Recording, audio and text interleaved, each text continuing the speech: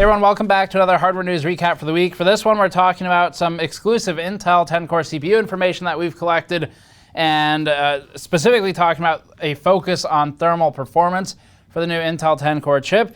We have SK Hynix DDR5 early specifications, Intel sunsetting its Haswell series chipsets, or at least a lot of them, NVIDIA claiming that the industry is running out of GDDR5 and moving some products over to G6, Atari's new token.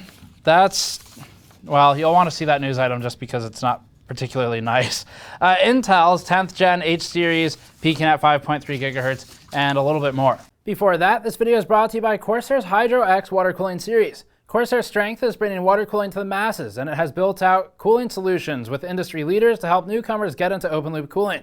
Corsair has fittings, adapters, GPU water blocks, CPU water blocks, pump res combos, and radiators, all available in the Hydro X line. As you can see in our footage, these kits can be used to build beautiful open loop systems. Learn more at the link in the description below. Okay, so first news item is the Intel 10-core CPU thermal focus. GamersNexus directly received this information. We've also verified the information as accurate. So this is sourced from us for this story. But we received some information through a system integrator about the new Intel 10-core CPU that's coming out. It's supposed to be on the rumored Z490 platform that's been discussed for at least a year now in the Intel rumor mill. But Intel is renewing its focus on thermal performance in order to maintain higher clocks as it adds more cores to the CPU. The new 10-core CPU will be about 100 millimeters squared smaller than a 7900X based on rough measurements. That's the previous 10-core chip in the HEDT family. The 7900X, of course, later was succeeded by the 10900X, also a 10-core on basically the same everything. And this one's supposed to be 100 millimeters squared smaller. That makes sense. It shouldn't really be a surprise to anyone. It's got half the memory channels. It has less I/O, so no big surprise there. It's also going to have the same Intel solder solution from the 9900K, at least as far as we can tell currently. So it's still using Intel STIM, as they call it, and the die size is increasing versus the 9900K, despite decreasing versus the 7900X HEDT chips. So ultimately what's happening is Intel is bringing the silicon closer to the substrate. That's the biggest change here. Bringing the silicon closer to the substrate, bringing the IHS down in height, which might include reducing the silicone adhesive sealant, but we're not sure on that specific aspect yet.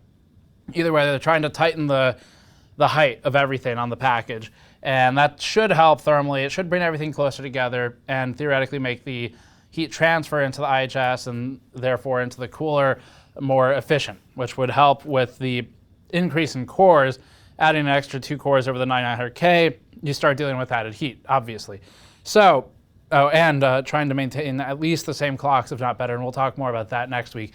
So that's the changes that are the most significant. IHS has been slightly redesigned. It's not visually the same as the 9900K's IHS.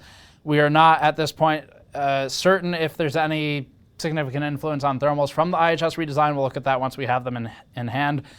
And more die surface area versus the 9900K will also spread the heat a bit better. Larger die does help with heat dissipation. Typically a larger die coincides with a hotter chip anyway though, because you're packing more stuff in there. So that will potentially be negated by the extra 2 cores on the chip. And we'll need to know the voltage to really start drawing more conclusions, but we'll talk about that next week too. So the new die size is about 22 by 9 millimeters, roughly measured, and that's as opposed to 19 by 9 millimeters or so of the 9900K, and by 22 by 14 millimeters for the 7900X or the 10900X if you prefer. So as we understand it, the solution should be improved relative to the previous CPU. We just don't know. I mean, if you set them to the same clocks and if you disable 2 of the cores and you set the same voltages, it would probably be better thermally, but that's not how anyone's going to use it, so we need to see how it performs in the real world. The 10-core CPU will socket in LGA 1200 motherboards. This isn't news to anyone. It's confirmed at this point. We have more information as well, but we are actively verifying some of it, so we'll include that likely in next week's Hardware News episode. You'll want to check back for some more GN exclusive information on the new 10-core CPU. It's just that we don't like to report on it until we verify it, so give us another week for the rest of it. Next one, SK Hynix DDR5 specifications. Despite the fact that the JEDEC specification for DDR5 isn't finalized yet, we know that DDR5 memory is coming. It's been in the news for several months now as memory makers are preparing to ramp production for both this year and for next. Samsung recently talked about its upcoming DDR5 and its EUV-based D1A process that should enter volume production in 2021. Now, SK Hynix is offering some insight into what its DDR5 memory could look like. SK Hynix states that while developing its DDR5, the goal was to target a 50% increase in bandwidth per DIMM. In order to do this, SK Hynix states that it adopted a 32-band structure for DDR5, double that of the 16-bank structure for DDR4. Also, DDR5 will see the burst length change between 16 and 8 in order to increase memory access availability twofold. DDR5 will also incorporate a same bank refresh function, allowing the CPU to access certain banks while others are operating or refreshing, which should improve latent memory access. All this, according to SK Hynix, is intended to help DDR5 memory scale across more CPU cores, as we've entered the era of 64 cores in the, well, enthusiast desktop at least. As for specs, SK Hynix suggests that its DDR5 memory will pick up where DDR4 was meant to top out, around 3,200 megabits per second. So the biggest thing to consider here with memory, if you weren't around for DDR3 to 4 switch or DDR2 to 3, typically what happens is the first round that comes out, you lose some performance versus the higher end previous generation memory. And that's just the lower end DDR4 memory back when it was in the early days of 2400 megahertz, 2666 megahertz, was not always better than DDR3 at its highest. So you might see some of that happening again. There's always a bit of a switchover period where it takes about a year latency to catch on. Another thing to note, we've seen this question a lot in the news items where we talk about DDR5 coming out. People have been asking us, well, should I really upgrade my platform this year to whatever AMD puts out, whatever Intel puts out, if DDR5 is coming out next year? Because then I'm limiting myself by the memory to DDR4. Keep in mind one very important thing, which is that, again, the switchover is not instant. Just because DDR5, the specification is ratified, that it's going into volume production next year, that doesn't mean that it's going into mass market use the same year. So they're going to hit server, data center, stuff like that, and then there'll be a slower rollout to mainstream desktop and consumer. You shouldn't feel bad about going with DDR4 this year if you want to upgrade anyway. So if you're planning to build anyway and you're building around the simple fact that you don't like your system anymore, or you just want a project to keep you entertained during quarantine, whatever, we wouldn't recommend holding back just because of DDR5 coming out versus DDR4. You're probably not going to be missing a whole lot, at least immediately, and the top end of DDR4 is really good right now. So buy based on your needs, based on the CPU. Don't sit around waiting for memory, because just because it goes into volume production doesn't mean there's going to be an immediate switchover. There's always a delay. Sometimes it's a couple years. You look at DDR4, it took a while, like probably 2 years to really start catching on. Anyway, we've seen the kits go well beyond 4,000 and even hit DDR4 5,000. But they also come with some seriously inflated price tags and voltage requirements, and DDR5 will seemingly start at 3,200 this time and scale all the way up to 8,400. DDR5 will also see a voltage reduction to 1.1 volts, and that's a pretty marked reduction over DDR4's 1.2 volts. This has been a regular improvement in memory as DDR iterates. DDR4 5000 currently requires 1.5 volts to operate at the advertised frequencies. Keep that in mind as well. SK Hynix will begin production of DDR5 this year, and we're going to start seeing volume next year for everybody. Next one, Intel, sunsetting the Haswell chipsets. Intel has announced that select Haswell-era chipsets will be going EOL. They are trotting them out to pasture. Intel broke the news via its usual PCN, which is a product change notification.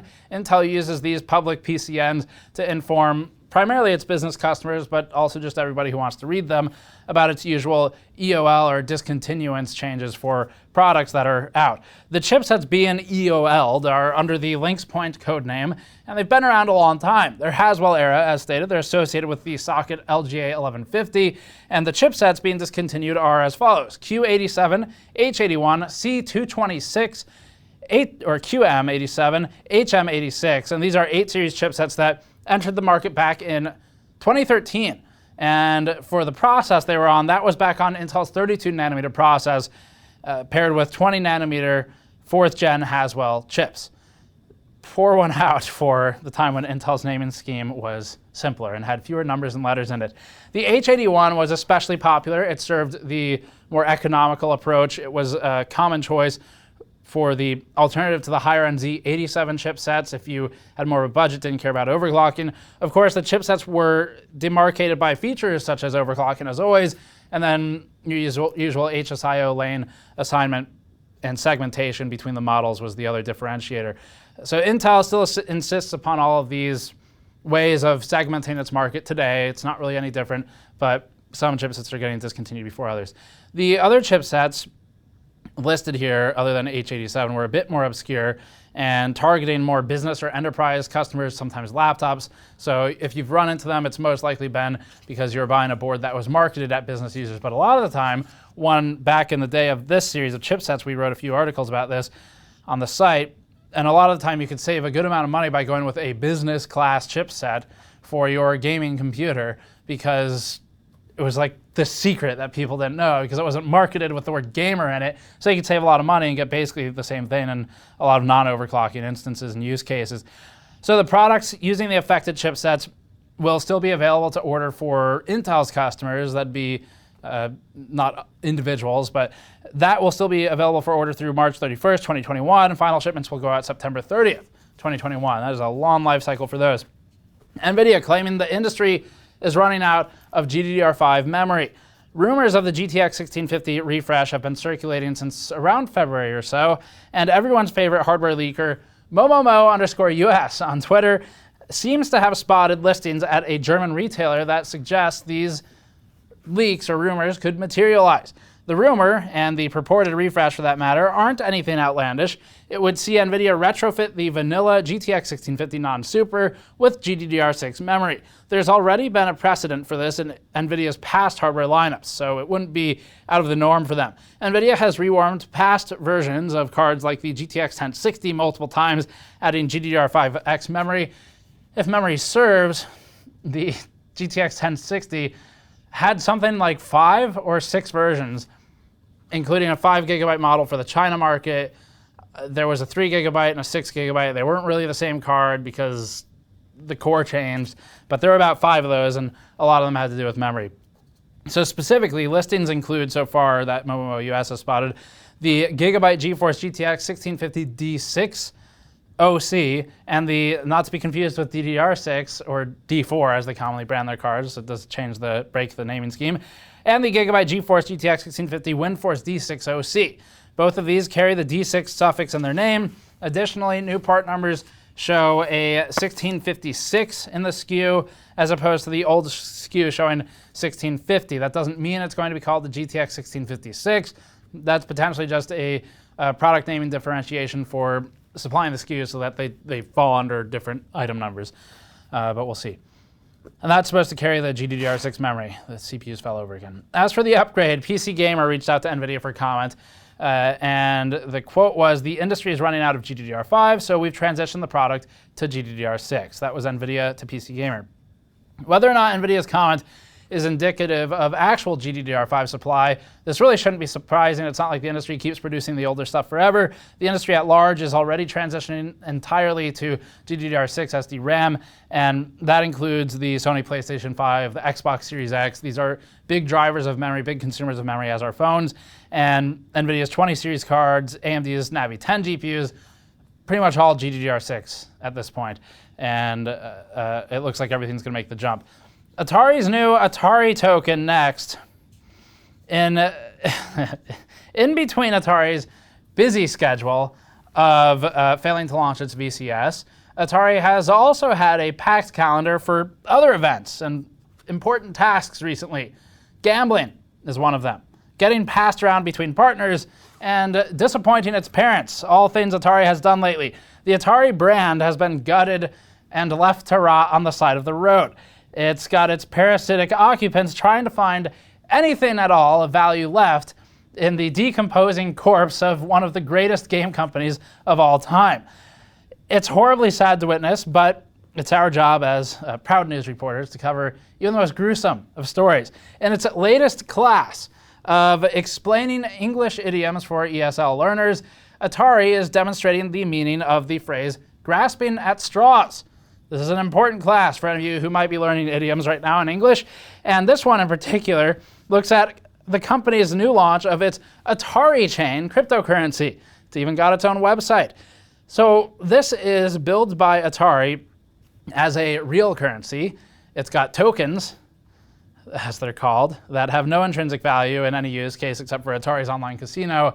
And it's a worse version of an arcade, except the games aren't fun, but the tokens are still useless outside of it. The company, by the way, literally uses the word casino to describe its service that it's offering for Atari Chain. And the casino, we assume in the announcement of this Atari casino on Twitter, Atari probably tagged at the SEC in its tweet proudly announcing the cryptocurrency. Atari emphasizes that these are skill games and also uses the phrase, quote, innovative gambling games. If you're wondering what, pray tell, innovation might exist in gambling games, well, Atari's got you covered. They have games you've probably never heard of before, including one called Poker, that's new, Roulette, and I believe it's pronounced Blackjack. These are Atari's innovative gambling games they're adding. Really no shame of the gambling word there. And Atari also boasts, quote, liquidity of its token. So liquidity, yes, is one of the biggest marketing points of the Atari Chain token. It's hard for us to believe, however, that Atari knows anything about liquidity. So we're questioning its use of that word. The company says that, quote, our objective is to work on providing liquidity to token holders. We will work on listing the Atari token on exchanges, enabling token holders to exchange them against other cryptocurrencies. So just like arcades from the 90s, trading tokens from one arcade to another isn't really what we'd call liquidity, but whatever makes you feel better, Atari. The good news for Atari is that lots of people in the world want an ability to launder their money. And this is big business, we've heard. So maybe they have an untapped audience that they can really reach out to with this Atari Chain currency and potentially start running some ads in known hideouts of the mob. That's where it'd likely get the most click-through rate, CTR for those of you in advertising. And when you visit Atari's website, if you're curious about this Atari Chain, and click on the button that says, what can I do with Atari token? It's a drop-down. It states that you can, well, actually, it doesn't state you can do anything with it. It states, quote, the long-term goal is to provide as many uses as possible. This obviously will take time. If you're wondering what the short-term goal is, we'd assume it's to make as much money as possible before Atari gets shut down by the government. But we're not sure. We're just speculating. That's all very compelling, though, Atari. We hope that we can continue following this story for when Atari opens its next class in English idioms for ESL learners. We have a leak that their next lesson will be on the phrase, I've got a bridge to sell you. Next one, or last one actually, Intel's 10th gen H series peaks at 5.3 gigahertz. Intel recently took the wraps off of its new 10th gen Comet Lake H mobile chips. The announcement comes just as AMD happens to launch its Ryzen 4000 Renoir APUs for laptops, and that sets the stage for Intel and AMD to battle it out in a non-desktop environment. Intel's Comet Lake H consists of the i9-10980HK, the i7-10875H, the i7-10850H, the i7, is it i7? The i7-10750H, sorry, it's hard to keep these on my head, the i5-10400H, the i5-10300H, and surprising no one, Comet Lake H is more 14 nanometer silicon with a few plus signs added in for spice. Specifically, this one is a rewarmed Coffee Lake. At the top of the stack is the flagship i9-10980HK, which at least follows the naming of the desktop HEDT parts. The 10980HK has some semi-predictable specs, except they don't match the HEDT specs, but whatever. It's 8 cores, 16 threads. The frequency is supposed to peak at 5.3 gigahertz turbo boost, and that turbo boost will now hinge upon Intel's thermal velocity boost, or TVB technology, as it calls it, which dictates the turbo frequency based on thermal conditions, which is to say mileage will vary depending on the laptop's cooling solutions. As if Intel's naming scheme and segmented product stack wasn't confusing enough, it seems turbo speeds are the next thing to get needlessly complicated, although in this instance, we're now talking about something that NVIDIA has talked about for a long time, which is companies struggling to provide a firm specification specifically for laptop components because they're not exactly sure what the laptop makers are doing. And Intel, NVIDIA, and AMD have all caught on now that laptop makers are not all capable of producing a good product. So they're always a bit more hesitant to provide firm details on the speeds. So Comet Lake H will essentially have 2 turbo boost frequencies depending on whether or not Intel's TVB is enabled on the product. And more importantly, whether it's supported by the product. It seems that TVB will greatly rely upon OEMs designing cooling solutions that are adequate for meeting the specs, specifically for the extra headroom, which suffice to say won't be among Intel's thin and light designs in their entirety. Those laptops don't necessarily have the space real estate required for a good cooling solution for the extra boost. TVB will look for an opportunity to boost frequency beyond the normal turbo boost based on the operating temperature of the CPU relative to its maximum temperature threshold and available power budget. TVB will allow an additional 200 megahertz of headroom for any 10th gen CPU operating below 65 degrees Celsius, not counting HETT parts, which that would be where Intel is getting its 5.3 gigahertz single core turbo from the i9-10980HK, which has a non-TVB turbo of 5.1 gigahertz. The i9-10980HK is also the only fully unlocked SKU. Intel is listing the i7-10850H as partial, in quotes there, in regards to an unlocked multiplier. Intel is apparently limiting frequency overhead to plus 400 megahertz with the i7-10850H. The i7-10850H is probably going to be the more interesting of the i7 parts. The 10850H, that's really annoying to say, is a 6-core, 12-thread part, and as mentioned previously, it will allow partial overclocking within thermal limits. This is the direction of silicon in the future. NVIDIA was basically the first in this space to do thermal-based boosting to the extent that it has. It's existed before, but NVIDIA, with its boost behavior, really advanced that approach to silicon. So AMD was close to follow. Its own GPUs sort of do that, but more importantly and more relevant to this story, AMD's CPUs are very thermal dependent now. You get extra frequency for about every 5 degrees Celsius. We've demonstrated it going from plus 80 down to minus 160 degrees with liquid nitrogen. So every couple degrees you get frequency boost for AMD. NVIDIA's done that for years, and now it looks like Intel's going to be moving that direction too. This is a good thing. This is how the product should perform because it allows you to sort of, kind of, semi-overclock it automatically rather than designing for the least common denominator for your component that you're selling. So it's a good move. It's an expected one though. Intel seems to tout these CPUs as being built for gamers and is keen to drive home the frequency numbers specifically this time. This makes sense to the extent that there isn't as much to behold beyond this of Intel's 5th 14 nanometer iteration if we're counting it correctly. There's been a lot of them, so it's hard to keep track. Intel's primary advantage over AMD since Ryzen has been in gaming now, where it's built that lead, however shrinking, is in raw frequency and single-threaded performance. Intel really has nothing else left to boast about when it comes to 14 nanometer silicon, no matter how many plus signs you affix to the end of that number. Intel is also sprinkling in iterative upgrades such as Thunderbolt 3, Wi-Fi 6, AX201, although both of these features will depend on specific hardware requirements dictated by OEMs.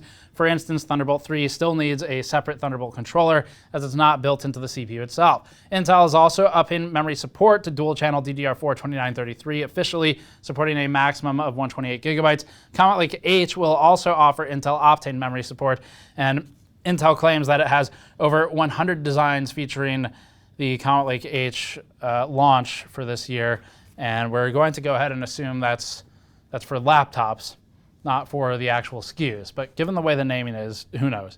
They have enough numbers now where they could have over 100 of them if they want. Anyway, that's it for this one. Thanks for watching. As always, subscribe for more. Go to store.gamersnexus.net to help us out directly, or patreon.com/gamersnexus. And an important note as well, we've uploaded more for our factory tour series. Latest was the Research and Development Operations Center for water block manufacturing. Check that out on the channel. We'll see you all next time.